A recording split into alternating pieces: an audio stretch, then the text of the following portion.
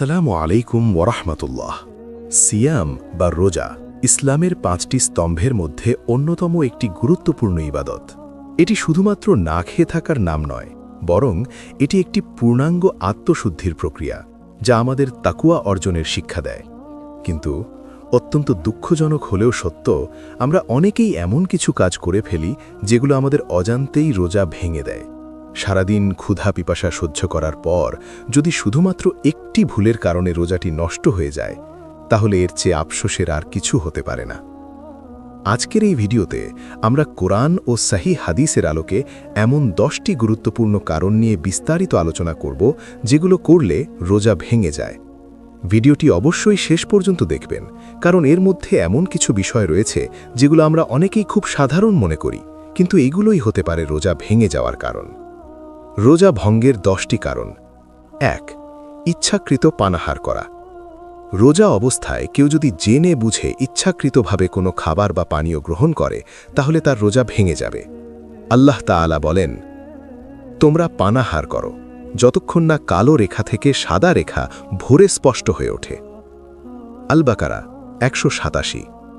এ থেকে স্পষ্ট বোঝা যায় ফজরের পর থেকে সূর্যাস্ত পর্যন্ত পানাহার সম্পূর্ণরূপে নিষিদ্ধ। 2. ইচ্ছাকৃতভাবে বমি করা। যদি কেউ ইচ্ছাকৃতভাবে মুখ ভরে বমি করে, তাহলে তার রোজা ভেঙে যাবে।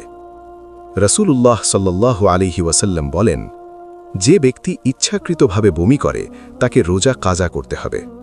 তিরমিজি 720। তবে অনিচ্ছাকৃতভাবে বমি হয়ে গেলে রোজা ভাঙবে না। 3. স্ত্রী সহবাস করা। রোজা রেখে দিনের বেলায় স্ত্রীর সাথে সহবাস করলে শুধু রোজাই ভাঙে না, বরং এর জন্য কঠোর কাফফারা দিতে হয়। কাফফারা হল একজন দাস মুক্ত করা, বর্তমানে প্রযোজ্য নয়, অথবা টানা 60টি রোজা রাখা, অথবা 60 জন গরিবকে খাবার খাওয়ানো। 4. ইচ্ছাকৃতভাবে বীর্যপাত ঘটানো। জাগ্রত অবস্থায় ইচ্ছাকৃতভাবে হস্তমৈথুন বা অন্য কোনো উত্তেজনামূলক কাজের মাধ্যমে বীর্যপাত ঘটালে রোজা ভেঙে যায়। তবে স্বপ্নদোষ হলে রোজা ভাঙবে না, কারণ এটি অনিচ্ছাকৃত। 5. হায়েজ বা নেফাস শুরু হওয়া। নারীদের ক্ষেত্রে দিনের যে কোনো সময় মাসিক বা সন্তান জন্মের পরবর্তী রক্তস্রাব শুরু হলে রোজা ভেঙে যাবে, এমনকি যদি সূর্যাস্তের ঠিক আগ মুহূর্তেও শুরু হয়। 6. ধূমপান করা।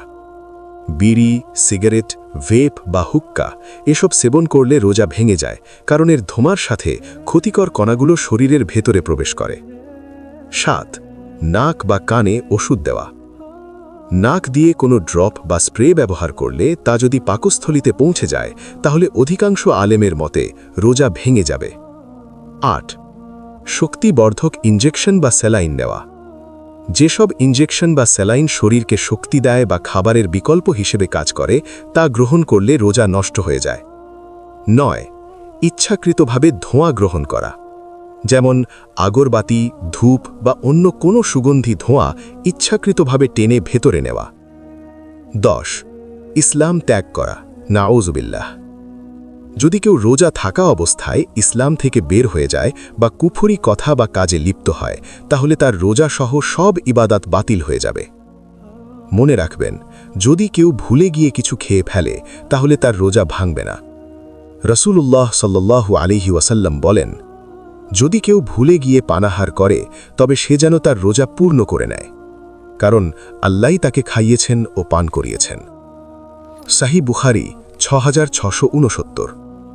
তবে মনে পড়ার সাথে সাথেই খাওয়া বন্ধ করতে হবে।